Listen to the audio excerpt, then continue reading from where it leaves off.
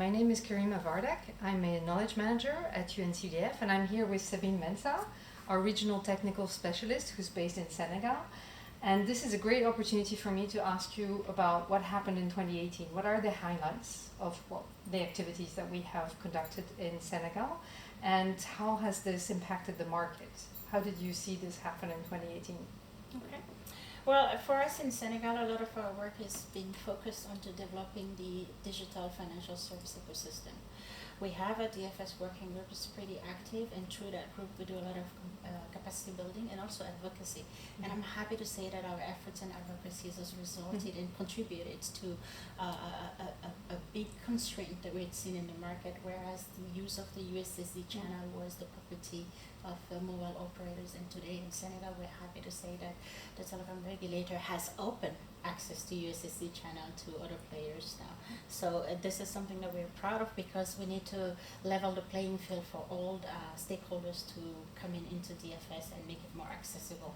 And when we're talking about accessibility, our focus has been on the rural areas and vulnerable populations that are in these areas and are completely, or at least most of the time, forgotten by the financial system.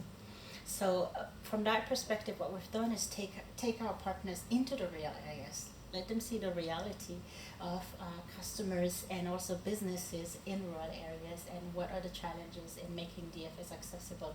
Working with our partner In Touch, we do have a project that's focusing on 10 areas in Senegal where there is the biggest gap in terms of agent network management and building these rural agents so that we can increase access to digital financial services. Now, beyond access, we're also working into incentivizing the users of these services, looking at innovative products that we can help partners build. And this is, I would refer to the digital credit project, where we're working with different partners, Amicus and In Touch, to see how we can bring in an offer for digital credit and savings for customers. And also looking at what are some of the other services that are needed in the gap areas and for vulnerable customers. Energy, access to energy is one, and we're working also with a partner, Olusola and Weasel, to really build a pay-as-you-go model for access to energy that's also going to give customers more reasons to use a DFS, make the value proposition really more in line with what they're expecting in the rural areas. So I would say that for us, it has been a great year in 2018 in getting our partners to deliver on our projects and being able to play a role at the ecosystem level and this advocacy level with the DFS working group and the different regulators. I know you've also just started at the end of the year a new project, but this time with the World Food Program. Can you tell us a little bit more about that? Absolutely. The World Food Program is a great partner. We've actually signed up a memorandum of understanding at a regional level for West and Central Africa.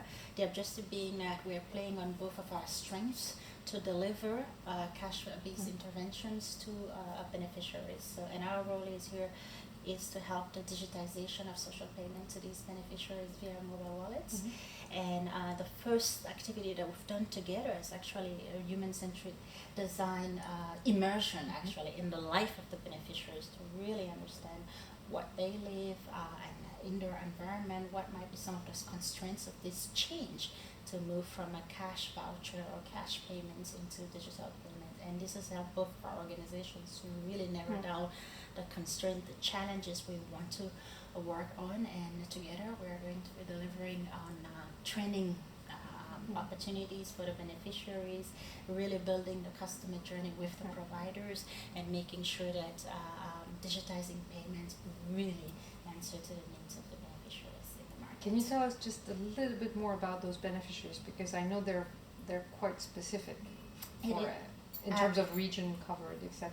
Absolutely. I remember actually in this immersion we went into the Matam area, about 7 kilometers from the Mauritanian border, and we've seen some of the most vulnerable customers I've seen in my life, and also some of the most resilient ones that I've seen in my life. I remember this lady, we spent time with her, and she's a grandmother taking care of a family of almost 20-25 people in her family, and it is amazing how through these cash transfer that the World Food Program is doing, she's leveraging this to help her family and keep the momentum in her family and access to the basic needs that they have, and it makes you appreciate what we sometimes take for granted in our everyday life, and making sure that these payments reach the beneficiaries and enable them to be efficient in what they're doing, and there are no loss in the process is really key in this partnership for us to achieve.